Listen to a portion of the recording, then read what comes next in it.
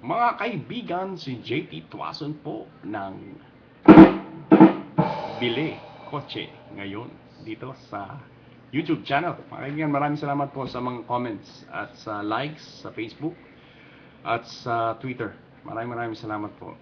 Pinatabahan niyo po ang aking puso at it's just saying that marami talaga nagbabalak bumili ng sasakyan kasi it's a necessity dito po sa California talaga yan.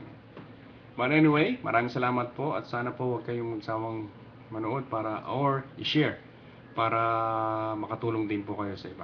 Okay? Share nyo lang po pagka nagustuhan nyo to. Anyway, one comment and one question dito po. Ang tanong sa akin, paano ba maging handa papunta sa dealership, JT? Sa akin po ganito. Lahat po ng na-research nyo, katulad ng step 1, lahat po ng research nyo doon sa online. Ang mga suggested sites ko is Carwoo, Cars.com, Edmunds.com, AutoBytel, Cars Direct, AutoTrader. Doon po kayo pupunta. And then after that po, ilagay mo yung model, package, features na gusto mo sa kotse mo. And then after that, and then pricing information. So, lahat po yung mga sites na binanggit ko, halos hindi magkakalayo yan. Kasi talagang halos nandun sila. Just go look for the lowest price and then print that. And then prepare yourself. Get yourself a folder, a big brown folder. And then, guess what? Handa na kayo. Bakit ko ba? Ba't nyo ba gagawin to? Kasi I want you guys to be ready. Yan po yung mga amo nyo just in case na in case na magkaroon kayo ng haggle or hassle dun sa pag-negotiate nyo sa sasakyan na gusto nyo bilhin. At ngayon po, ready na kayo pumunta sa dealership kasi ayaw ng mga sales people yan na educated, because this one is telling them that you did your homework. Ika nga, you did your homework and you are educated about the car buying.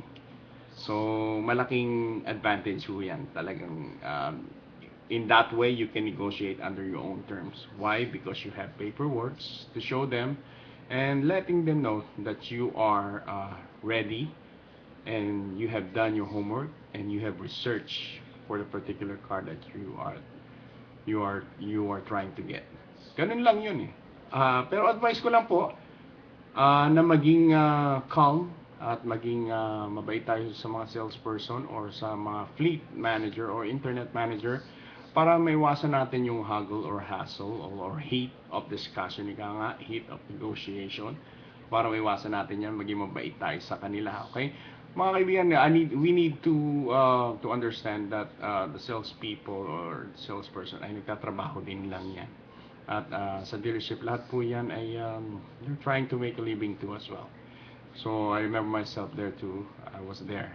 So, yun lang. Just be nice to them so that mawala yung heat na yun. And then try to get the negotiation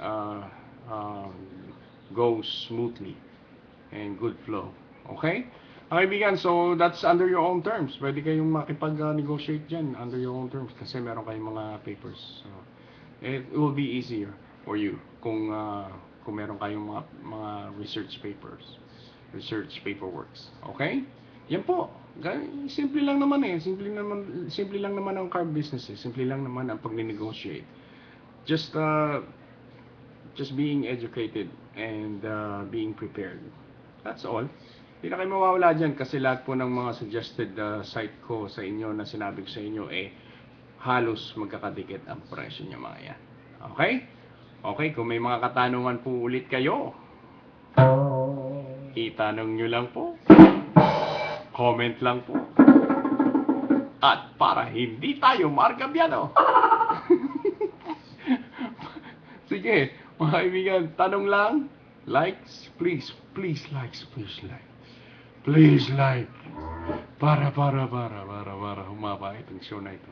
Okay? Para sa atin lahat to. I-share natin to. Pagka may mga kamag-anak at kaibigan gusto bumili ng sasakyan, i-share natin tong site na to. Okay? Maraming salamat po. Maraming salamat po sa inyo sa pagtangkilik.